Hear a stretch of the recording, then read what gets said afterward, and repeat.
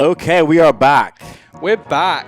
Episode 45. Episode 45. I wasn't sure what it was there for a second. How are we doing today? Half a 90, that. Hey, quick maths. Half a 90, mate. Five from 5, 50. Yeah. There you go. 5 from 50. And we're recording on a Monday night. I know. So I hope you guys Very odd. appreciate. What are you doing? You just fart. Flip's sick. Sorry, man. The fact you can't multitask and talk and fart is just embarrassing. You have to stop. I hope you guys appreciate that. It was because I just had a burrito. That's why. Oh yeah, okay, that's lovely. I had a Guzman because I knew I wasn't going to want to have enough time to cook dinner and record as well. So thinking ahead. Well, we're in episode 45, people. Mate. And as usual, everyone, thank you very much for checking back in. Thank you very much. Another day, another dollar. Another day, another dollar. But first, before we start, you know what to do. Oh, sorry, actually. Men Know Nothing, here to give you the unqualified advice you never ask for on a daily basis. There you go. Yeah. Some of you ask, but most of you don't. Yeah. But as usual, follow us on Instagram. Follow us on Facebook. Subscribe on YouTube. Subscribe. Follow us on TikTok. Give us 5 stars on Spotify. 5 stars on Spotify. Give us 5-star and a comment on Apple Podcasts. Would really appreciate it. And all that good stuff. But as usual, we're in 2023 and we have told you that whenever we start our episodes, we're going to give you a little segment of... Is it them or is it you? And Dan has his for the week. Oh, do I though? Well, you said you did. Yeah. Do you know what? The first time we've recorded on a Monday, and I can tell you, Monday's a hard day. Monday evening is usually like rest day, God's day. Yes. That's where you like. It's God's day. Day. That's God's day. So hope people appreciate this hard labour and work. All our hard work we pretend to be doing. So was it them or was it you? We've been dating was it them or was it you? So this person wrote in, we've been dating for about 6 months. They act like my boyfriend. They do all the actions that act like my boyfriend, but they say they can't commit to me. Can't that be enough for me? So this is a really interesting... Read that again? They say... Okay, I'll start this whole thing again. So, was it them or was it you? This person wrote in, we've been dating for about 6 months now. They do all the right things. They act like my partner. They act like they're my boyfriend, but they say they can't commit. Aren't their actions enough? So this is quite interesting, I think, because in the usual scenario, we always say follow their words, not their actions. But there is a bit of a... We're not normally say follow their actions, not their words. We always say follow their... We always say follow... One second. Can tell it's a Monday. He doesn't even know what the fuck's going on. It is Monday. We always say that bit we cut out. We always say follow their actions and not their words. But there is a bit of a caveat to that. Because in this scenario, basically someone is doing all the right things. They're acting like their person's boyfriend. They're there for them after work. All the things you want that person to do. And yet they're saying they can't commit long term. So in this scenario, you really have to be careful when it comes to this because it means that all their actions are doing the right thing, but psychologically, deep down, they can't take the mental step to actually go to the next level with that person. Now, these kind of people will do all the right things, and without knowing it, they'll waste all of your time because no one cares as much about your own time as you do. Mm-hmm. So if someone has got all the right actions and they don't have the right words, in this scenario is really what you have to look at because clearly they just can't commit to you long-term mentally. Yeah, I agree. I think... So it's them. I think, like everything in life, everything's all about balance. And yeah, we do say quite often that people can say all the things, but if their actions don't match their words, then they're just bullshitting. Yeah. But obviously in this scenario, the actions seem to be portraying that of a boyfriend, but yet they keep reiterating the fact that they don't want to be with them. And again, yeah, if that's the case, then you're pretty much being told that I can't commit.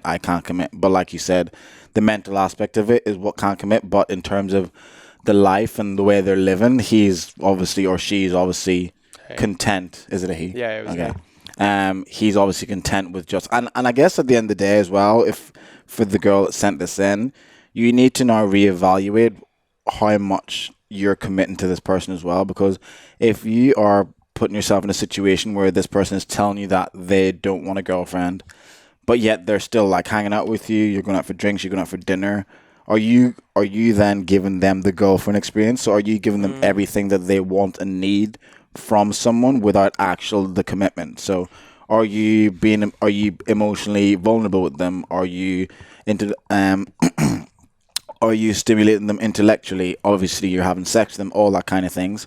So if you're providing all of this for this guy, then what reason does he really have to then make you his girlfriend whenever you're probably doing everything that a girlfriend should do? 100%. It's really hard because for in any kind of experience, when you're like dealing with like a partner or trying to create something with someone, if someone is doing all the right things, you can almost like excuse their behavior because they are showing you all the right things. As You're an like, excuse hey, what they say, you mean? excuse what they say because Yeah, you're yeah. like, no, listen, look, that they took me away here, or they came to dinner here, or they came over when I was sad, or they did all the things that you'd want a partner to do. But when their words don't match, you go, oh, look, it's for like they're doing all the right things. I think they just need more time.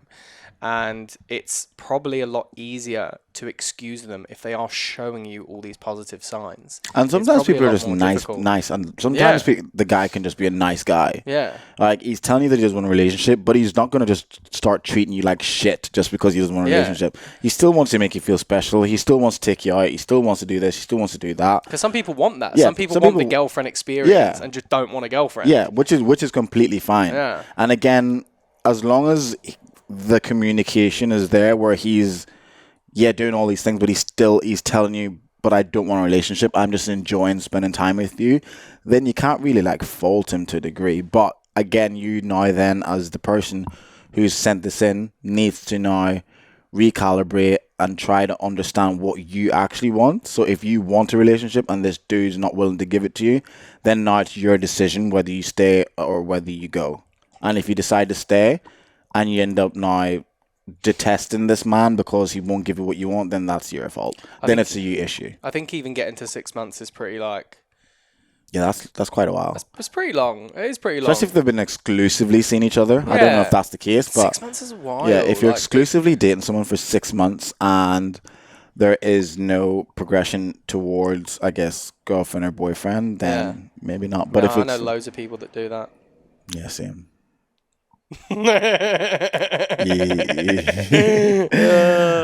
Well.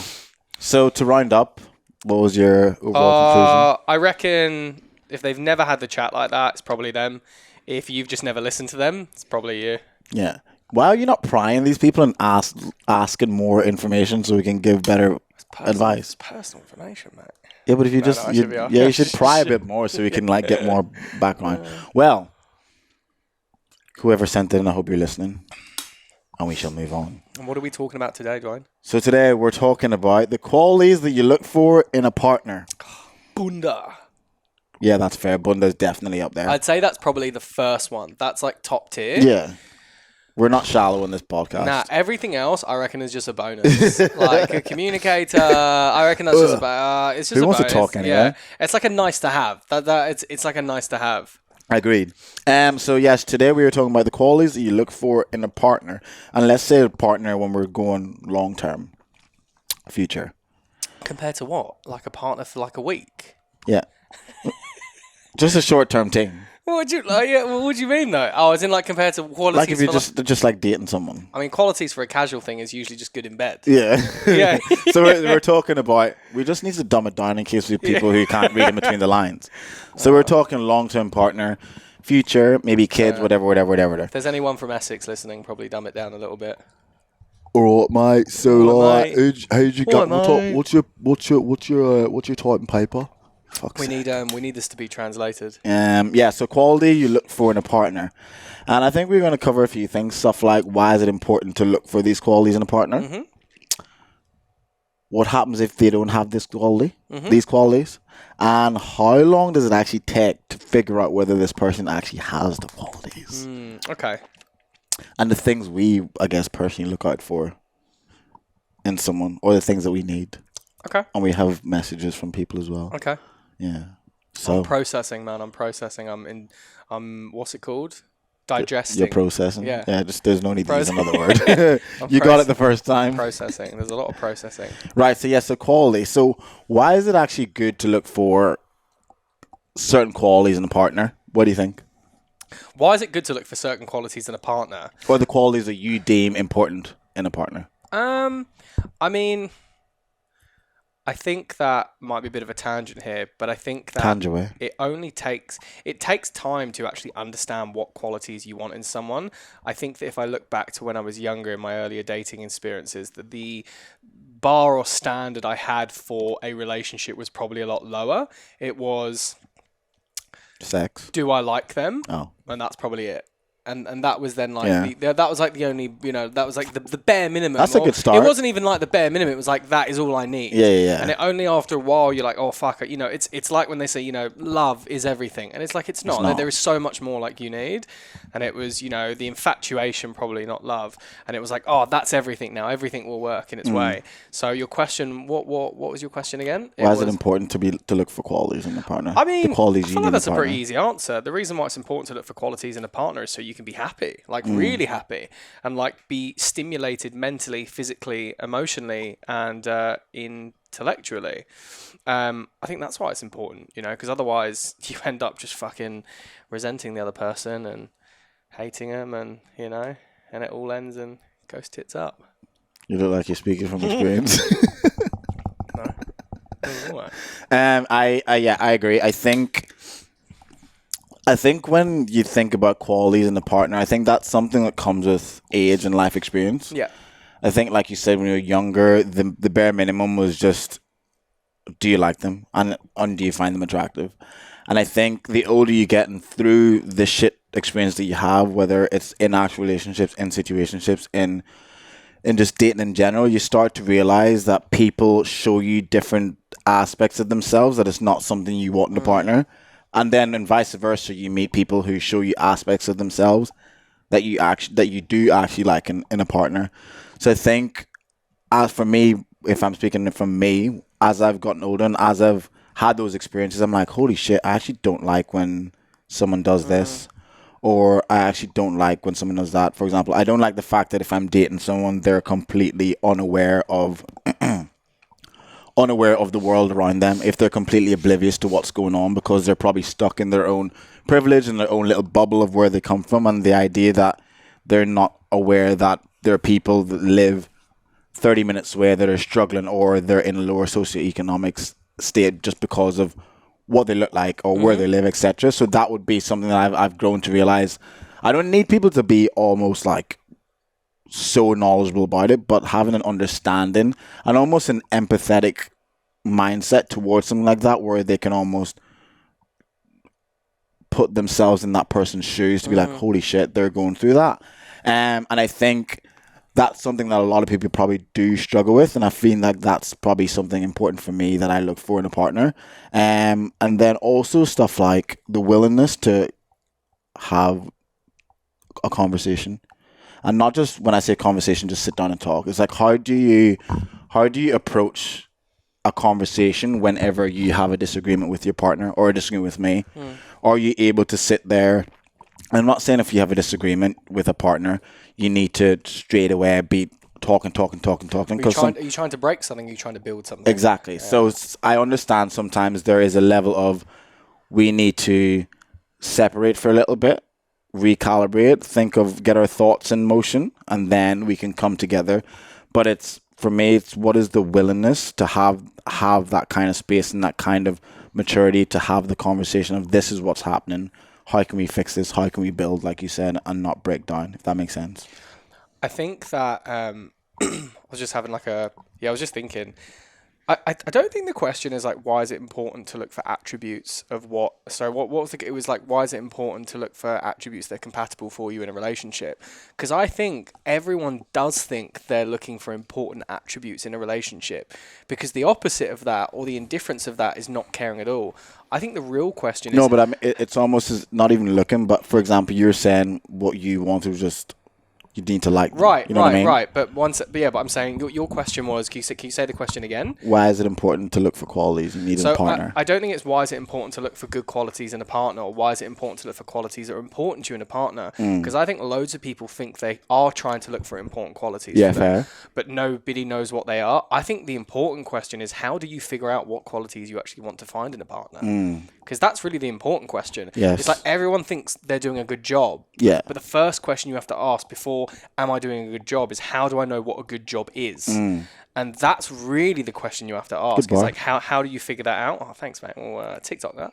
Shut up. And I really think that what it takes is like just sitting, like really sitting and thinking to yourself and like looking back at the experiences and the relationships you've had. And I've done that. And I've gone, cool. Why didn't this work? Like, when were there moments where this wasn't conducive? When were there moments where this was rough or this was awful, where I didn't communicate? Why didn't I communicate? What about them did I find it hard to do that with? And I think it's really when you just sit with your thoughts for a long period of time, you can then figure out these are the key attributes as to why those things didn't work. And so this must be what I'm looking for moving forward. Yeah. So at least it gives you like a bit of a roadmap where you can travel down that road and then like new roads can then come off of that. But that's where I think you develop the understanding of where to find good qualities in a partner. First, figure out what do you deem good qualities, because it's different for everyone. Like, you know, it's easy to say good communicator or this, but it's there. I think there's something like deeper in terms of how you connect with someone. So that's really what I think is the crux of the question. How do you work out what's important to you? I completely agree. And I think piggybacking off that, I think a good way to even decipher what you need in a partner is to also look within. It's like, you have to know yourself. What not even look within as in like what you like, but what about you think other people would like? Because people can make a list of, I need this, I need someone who's empathetic, good communicator, funny, physically attractive, good in bed, willingness to listen, good boundaries, good this, good da-da-da-da-da. But then like, but are you all Do you those have things? those things? Are those qualities that you're dying to find a partner? Can you communicate? If you can't, then why the fuck are you looking for someone who can't? Because that's not going to go down well. You're probably going to shit yourself if you find someone who's good at communicating. Do you have your own boundaries? Can you actually say no to people when they ask you to do stuff because you just don't want to? Because when you meet a partner who is happy enough saying no, you're going to be like, what the fuck? Why are you saying no to me for asking to do this? Or why have you said no to my best friend? Why have you done this? Like, if you're not a person, if you haven't created a version of yourself that you yourself would be willing to date or even spend time on your own, you can't go out writing down a list of all the shit that you need and want and you're not that. Like, you can't say you want someone who's financially stable yet you're shit with money. You can't say you want to be with someone who's loyal yet you're cheating every relationship you've ever had. Yeah. You can't say you're a good communicator if you can't even communicate the most simplistic message to your housemates. You know what I mean? Even simple things like that are stuff that people don't realize, that they'll ask for the world, but yet they aren't exactly what they're looking for. So I think that's so important. Yeah, 100%. If you're listening, fucking make sure you're you know who you are. Yeah. You know who you are. If you think this is about you, it probably is. Yes. Because a lot of the things that people look for, it's so much easier to say it than it is to do. Like, it is easy to say I want someone who's empathetic, but do you even know how to be empathetic yourself? It's actually, yeah, because it's like a lot of people who I know, they're like, oh, I want someone who's like ambitious, or I want someone who is a great communicator, or I want someone who's secure attached. And it's like, but do you put that out there? Because quite often I match people with like their expectations, and the kind of people they bring around are not the kind of people they talk about wanting. And it's just like, you're the average of your five closest friends. And it's like, how can you? That's why I've started auditing some of them, and that's why. How can you expect those things if you don't put that out there? It's like you don't come across like that, like you're saying. So it's like you can't expect that. You can't put that out there. I always say that to people as well when it comes to kind of the dating landscape, and they're saying what they're actually looking for when it comes to dating. At the current time they are in life, like, what are you looking for? And they say this and that. And it's like, but are you putting out that energy into the world? Are you finding the people who potentially could give that energy? Or you're pretty much, because I would say you're probably dating the exact same person, but just like a carbon copy. Like, you're complaining that they're being a fuckboy or they party too much, but I'm like, if they party too much, you need to stop going out and meeting people in bars. If that's like what you're complaining about. Nah, you can still meet people in bars. I think that's fine. I mean that the chances of the person who parties too much being in the bar is higher than if you were to meet someone in a book club or in a restaurant or at a coffee shop. You're telling me you're not more likely to meet someone who parties more in a bar. Okay, sorry, than you are in a coffee shop. You are, but how many times have you met someone? But I'm not complaining about that though. I'm talking about someone who's complaining about someone who parties too much. I'm talking statistically. If you're meeting someone in a club or a bar, they're more likely to enjoy going out more than someone you meet in a coffee shop. That's fair. Yeah. I think that they also do need a bit of perspective, because it's like the first time you meet that person, have they had and it's, let's say, 10 o'clock at night, which is a fair, it's the night where usually people be steadily on their way to being pissed. This person who you've met, are they fucking wasted 12 bags deep? Or have they had two, or have they had 2 beers? Because then you're like, oh, it's 10 o'clock on a Friday and they look pretty, they don't come across like that kind of person. So I think it also takes a bit of have a look and feel the situation. If it's 10 o'clock at night and you see this lad and he's off his tits and he's whatever, fucking bags deep, and then you're annoyed. But this is not talking and then you're annoyed because it's they're just a partier and this is all they do. This is not a first meeting though. This is after the fact. Oh, as in you're saying you've met them? And and then now they're party too much. This is not on first meet. You can't make that kind of judgment on someone. No. Or the first meeting is they're a party animal because they're in a club at 1 p.m. I guess or you 1 can a.m. also tell them the first couple of dates what they're going to be like as well. Yeah, 100%. How long do you actually think it takes to learn about someone's redeeming qualities? If they qualify out or qualify in, do you reckon? Yeah, so throughout the dating process. I'd say 3 months. Interesting. 3 to 4 months. Not that that they're perfect, but 3 to 4 months to really know. I think I could go further with this person.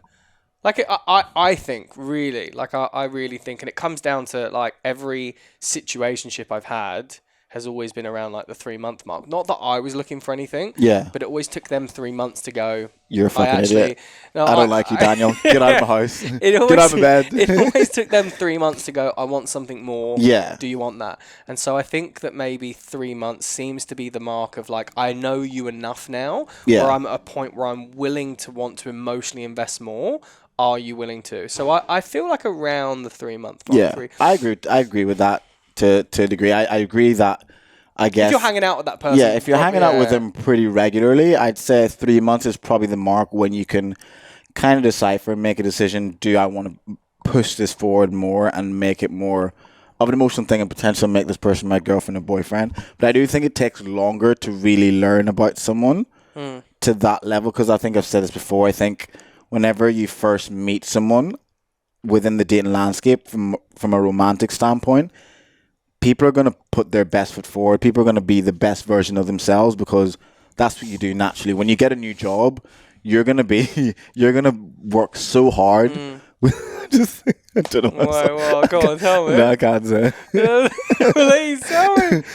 Can you say it without saying this person's name? No, I was thinking about you. Okay. But I can't bother cutting it out. Okay.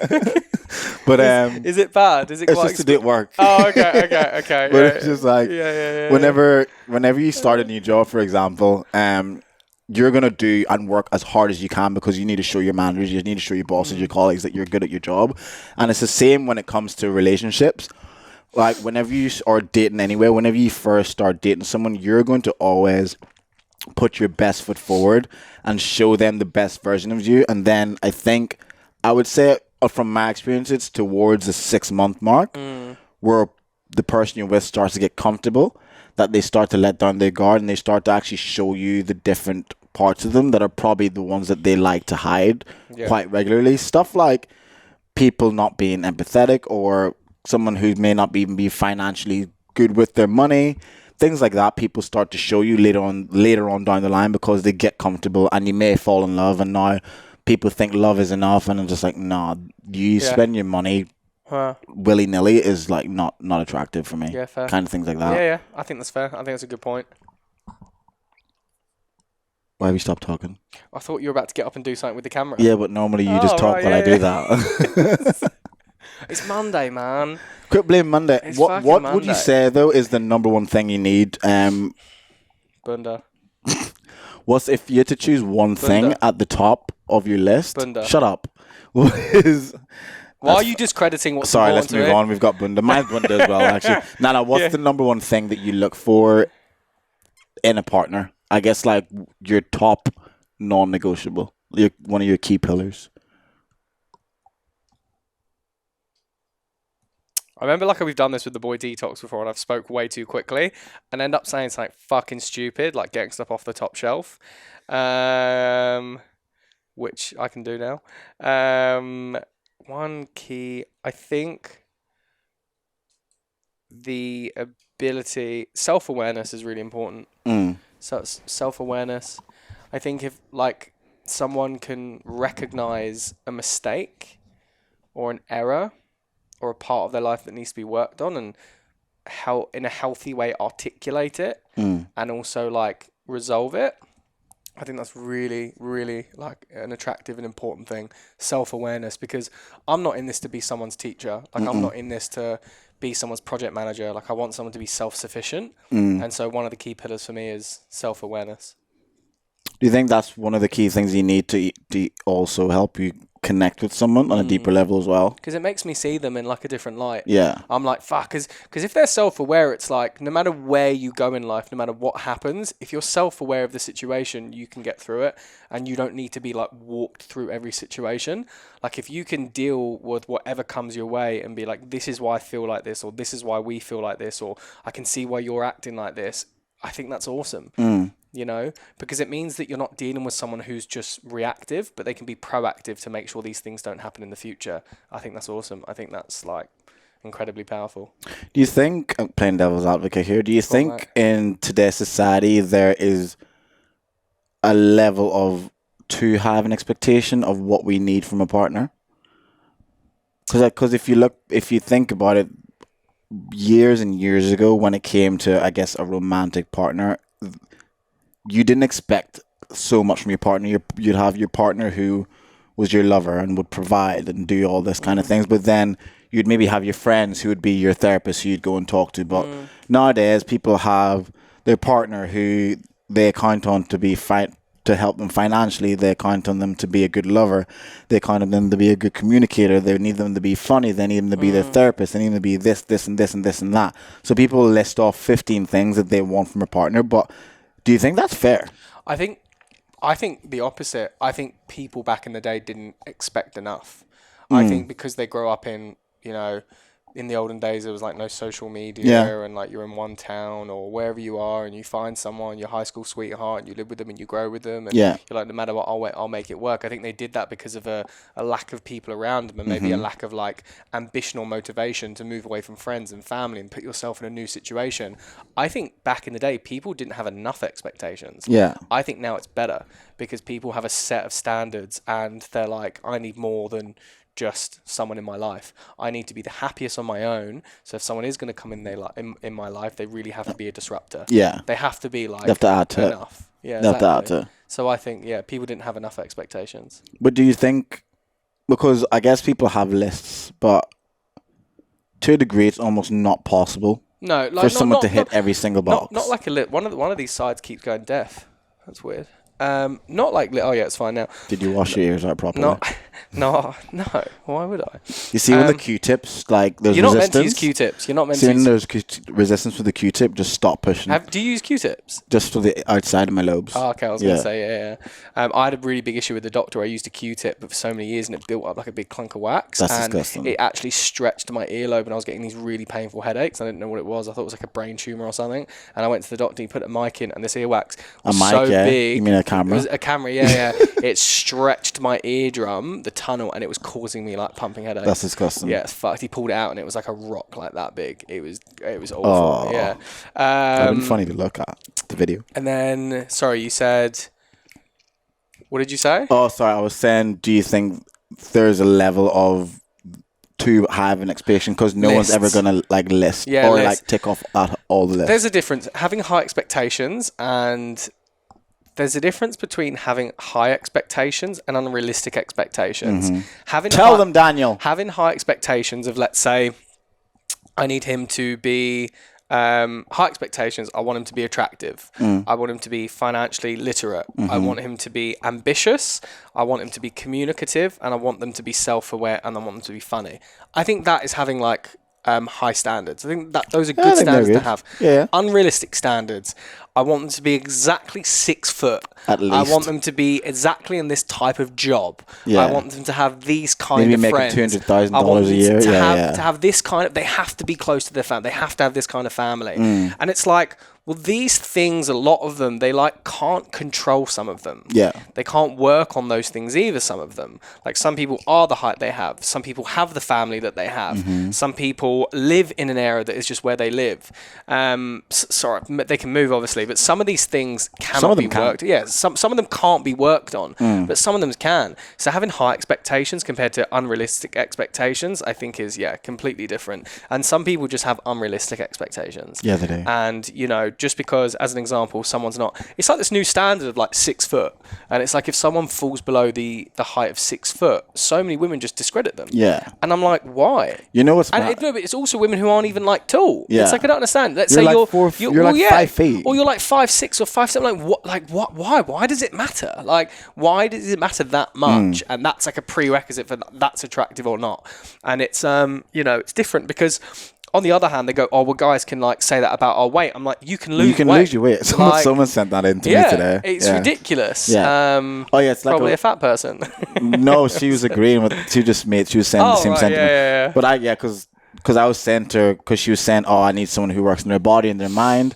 I was like, funny enough you said that, because I got called fat phobic on the weekend because I was asked, what do I find attractive in a woman? I was like, oh, someone who takes care of their body. And this person then automatically jumps to like, you're being fat phobic and misogynistic. I'm like, I didn't say anything about any weight or any size. I said someone who takes care of their body. Someone who takes care of their body can be skinny as hell and also can have the biggest curves ever.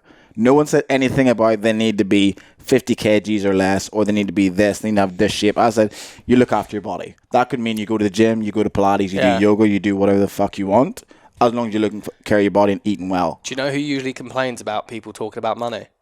Broke people. Do you know who usually complains about people talking about being overweight? Fat people. It's never the ones who are rich or in great shape that have any issue with it. Do you know what I mean? It's just never the case. It's never the case. We'll leave that in. But yeah, that's definitely... Yeah, I liked your take on that. I was just playing devil's advocate to see what you come back with. Unrealistic versus high standards. Yeah. I hope you all heard that, because that was some bars. I just sat back and listened to Dan. Right, I'm going to play a voice note from someone who sent something in. Do I know this person? You've met her before. Ooh. Can I see? It's on WhatsApp. Oh. Yeah. Do you know this person? No. Oh. Okay, here we go. Oh, yeah. I thought I'd just send them on here because it's easier than on Instagram. Oh, lazy bastard. But okay, here's just a few. I'm sure there's many more. This is actually really personal, isn't it? I was like reading and thinking, geez, this is reading. She has the list quite vulnerable sharing these, but anyway. We like vulnerability. Okay, so, someone who holds empathy and compassion for others' pain. Someone who has open-mindedness and understanding towards different perspectives. Someone who knows the difference between anger and passion. Someone who doesn't allow their ego to dictate their reactions, and if they do, then having awareness for it. Someone who has ambition and adventure for growth and self-development. Loyalty and trust, not just with fidelity, but with knowing I am respected and also held accountable for my own mistakes. Someone who isn't afraid to challenge me when I need pushing in the right direction. I think that's a good one. Someone who isn't afraid to challenge themselves and live outside of their own fear. I think that one about the challenging is really fucking important. Unreal. Really like that. I feel like if you're in a relationship with someone who isn't challenging you and pushing you to be better, or is just content with where you are and where they are, that's a recipe for disaster, because it's going to come a point where you're probably, especially if you're naturally an ambitious person and you're with someone who isn't either ambitious or doesn't push you to be more ambitious, there's going to come a point where there'll be a level of resentment there that you feel like you've probably missed out on opportunities, whether that's professionally or whatever that you could have missed out on. Yeah, 100%. You want someone to push you and you want to push them. Yeah, 100%. I think that's great.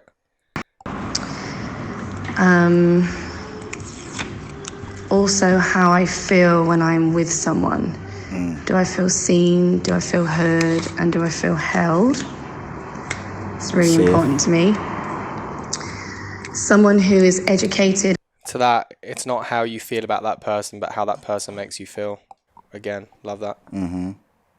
Things outside of their bubble. I do disagree with that, though. Wait, what's that? Oh, right, yeah. We had this conversation. Someone who's curious to learn about real life situations that It's all about balance, obviously, relate to them, as knowledge is power. Someone who has a sense of humour that matches mine, which is, it can be quite rare to find. You can find someone funny, but someone that actually gets your humour, that's important. You got lucky. Really, someone that can share love for music, food, and different cultures. Also someone who can live a simple life away from material things, but also appreciates the world now and has a good balance of both. So can live one foot in and one foot out. Yeah, I like that. I think there were some really good points in there. Some good ones in there. Yeah. And I think for a lot of the things that people sent in, they are very much like standard. Like, it's something that everyone should be looking for in a partner. But I guess sometimes when we're living in this world and just going through the flow of life and we meet different people, we kind of forget the things that we need. Especially when we initially meet someone and you might be completely infatuated and besotted by the person. It's like when you see the red flags and you just choose to ignore them because you like the person in that moment. And I think for a lot of people, as they've dated and they've got into these relationships, they then start to lose a part of themselves, and by losing a part of yourselves, you start to lower your standards and just mold yourself into what you think that person needs you or wants you to be, and then you completely forget about the qualities that you need in a partner moving forward. I like that. I think definitely people can get swept away. My friend, I think, has just started, like, I know one of my friends who had just started seeing someone recently, and I think they've been on like 2 or 3 dates, and they're like, oh, this person's amazing, they're this or that, like, oh, this is incredible. And I'm always like, just take it slow. Yeah, chill out. Because they've also come from not the best relationships. And so I'm like, this is probably just a comparison. Doesn't mean it won't work out, doesn't mean it won't be amazing. I was like, it definitely can be. But this is the chemistry phase. Yeah. Like, this is chemistry, and this is awesome. Like, enjoy that, and then start to see how you can develop compatibility. But definitely don't, like, leap in thinking it's all now going to be roses. And it's hard not to walk away with your fantasies. And it's like easier said than done to a degree, especially if, like you said, if the chemistry is so strong and you're enjoying it. It's only natural for us as humans to then start to fantasize and create some sort of weird ass future with this person. But, like, again, it's one of those things whenever you've done the work on yourself that you always have to keep checking back in. And that's just what it is. Whenever you're at a point where you're aware of what you need and what you want, it is natural for you to kind of get ahead of yourself and think, holy shit, this girl's amazing, or holy shit, this guy's amazing. But the work that you've done is whenever you do come back and say, actually, wait, slow down. What is this? How many weeks is this in? This is 3 weeks, this is 4 weeks. How many times have we actually hung out in person? How long did we actually hang out in person? What did we actually talk about? Like, those are the kind of questions that you need to figure out, and give yourself space and time away from people when you're just hanging out, because the space and time allows you to kind of sit back, relax, and, like, process everything. I was thinking the other day that I do this, especially in the first date, whenever I go on the date and I go to the toilet. That's normally, like, my time to kind of have a quick overview of how it's going so far. Just like, is this going well? Yeah, the conversation's going well. Is she fit? Yeah, she is fit. What am I going? And then that's kind of like my bit where I'm like, oh, okay, this is all right. And then I go back in and recalibrate and ready to go again. Yeah. It's all about space. When it comes to the early start of the game. When you go to the toilet, you're like, yeah, it's time to put the Johnny on. In the toilet? Yeah. This is going to happen. Just, like, put it on. Just, like, put it back in my jeans. Yeah, and then just prepare. Just ready to go. Just so you're ready. Just so you're ready. No, I think that's. I think loads of people do that. I think they're like, yeah, how's this going? Is this going well? And I think a lot of girls do that as well, because they'd go and they're probably texting their girlfriends, being like, yeah, it's going great, or he's a cock, or whatever. I'm still waiting for one of mine to come back from the bathroom. She must have got lost there because. You're over it now, though. Yeah. I'm well over it now. She's never came back. I think maybe she's just thinking for ages. I think just to finish off in terms of rounding up, I think when it comes to people wanting certain redeeming qualities in someone, I think it's important to make a list and become the list that you make. I like that. Yeah, 100%. Yeah, someone sent that in just to say that I didn't make that up. They sent that into my thing today. You did it. Nah. So yeah, this person sent in make a list and then become that list. So if you have all these qualities that you want in a partner or looking for in a partner, do some self-reflection and ask yourself if you fit those little boxes that you're trying to make. You know what I mean? Yeah, 100%. And if you don't, reel it in. And if you think this is about you, it probably is. Probably is. Fuck yeah. But yes, that is us for today, friends. Thank you very much for listening. Peace and love. Stay safe. As always, please do us a favour and like, share, subscribe while you're on this. Whatever social media platform you're on, it's one tap away from doing something really nice that we'll greatly appreciate. Yeah. But apart from that, peace and love. Stay safe. What was that? Peace and love. You like stay safe? Stay safe. Stay safe. Keep raw dogging out there, everyone.